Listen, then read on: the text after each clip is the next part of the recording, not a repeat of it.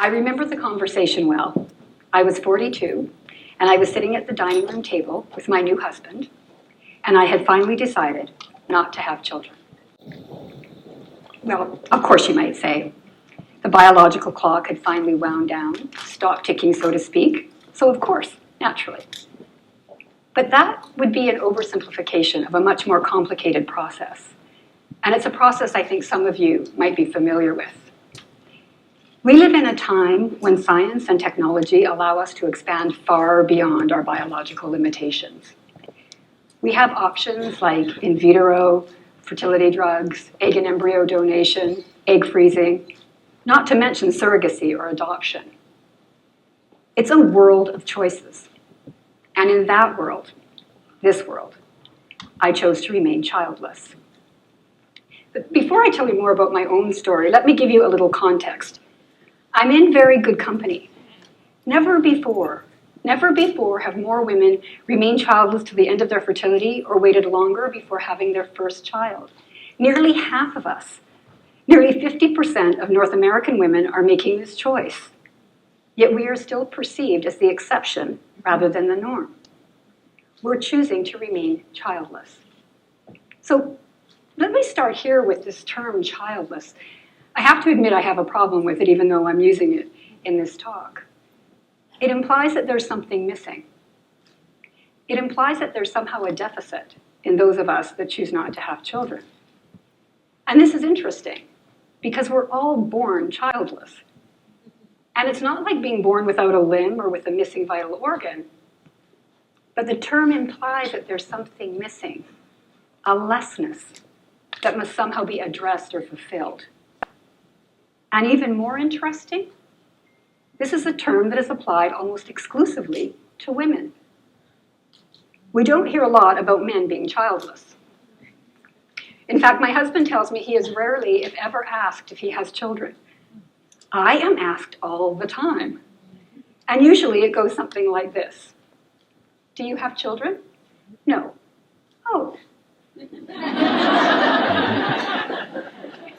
As though there's something missing. As though I'm to be pitied for this choice. As though we assume that it is the biological destiny of women, all women, to bear children. And I'm going to propose that our destinies are our own business. A powerful choice we make to be fulfilled on our own terms. And those terms might include children, and they might not. So don't get me wrong here. I love children. In fact, I am a world-class cool auntie. But loving children doesn't mean bearing them.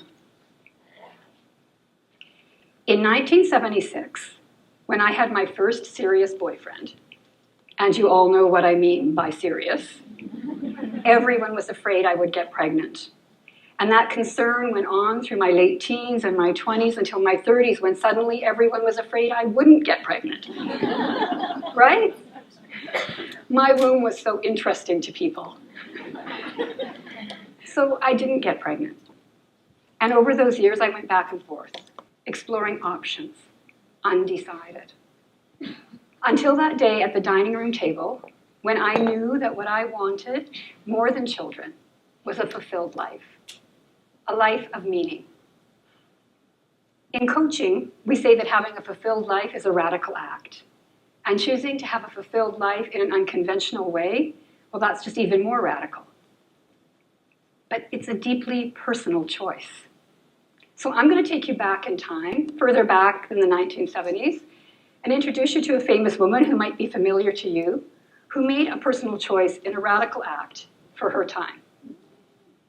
Queen Elizabeth I, a virgin queen, which we know based on historical fact is not true. She was a queen. Right? Which brings us to sex. Particularly if you were a married woman, choosing not to have children, it implies that you might just be having sex for pleasure. Another radical notion.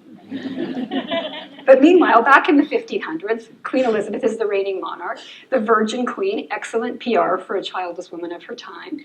And despite the fact that she's the monarch and she herself is an unmarried, childless woman, women's choices are severely limited. Women cannot go to school. They can be educated at home, but they can't go to school, nor can they enter professions such as politics, law, or medicine. Women can go into marriage, motherhood, domestic service, or the sex trade. Or if you wanted a life of the mind free of domesticity, you could become a nun. Basically, those were your choices. So Elizabeth wasn't stupid. She understood the culture she was in, and she chose powerfully her own destiny. Her reign is known as the Golden Age. It brought us new frontiers in art, music, and literature, and a renaissance in thinking that influences us to this day. But no heirs. Still, a legacy.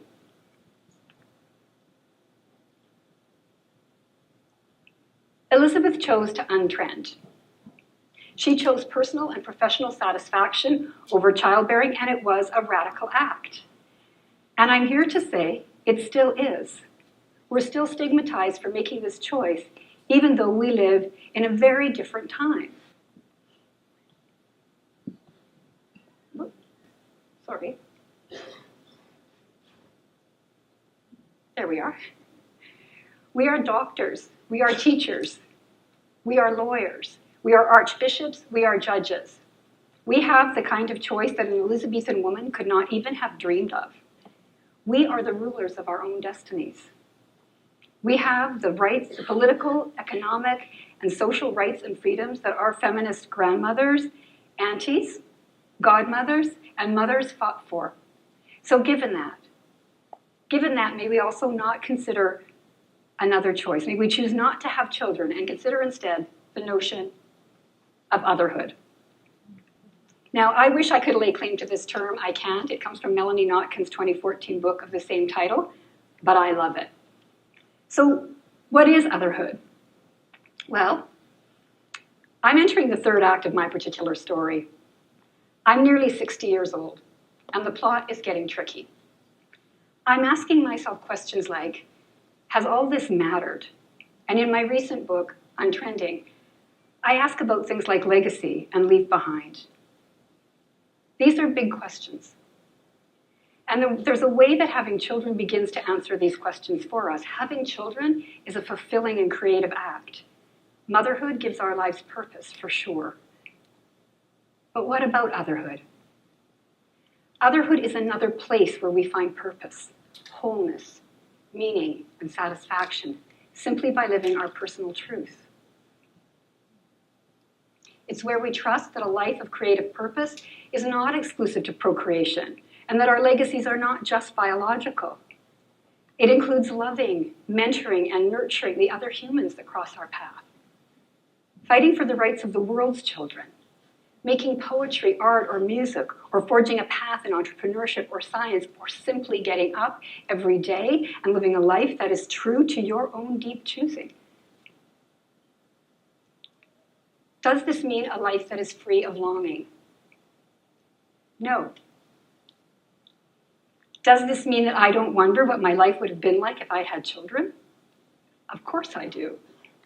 And I wonder about that the same way I wonder what it would have been, my life would have been like if I'd become an archaeologist, or moved to Paris in my 20s when the notion struck me, or not married my first husband.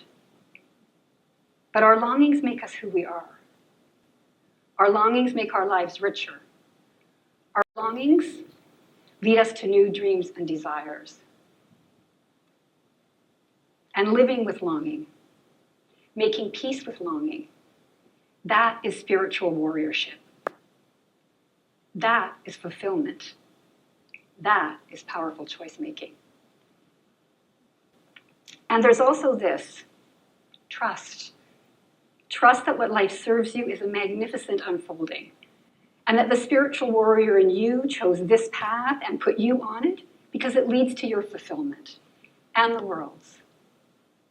And finally, let me ask you, together, can we give ourselves permission to live radical lives of fulfillment and embrace a woman's right to choose her own destiny? Thank you.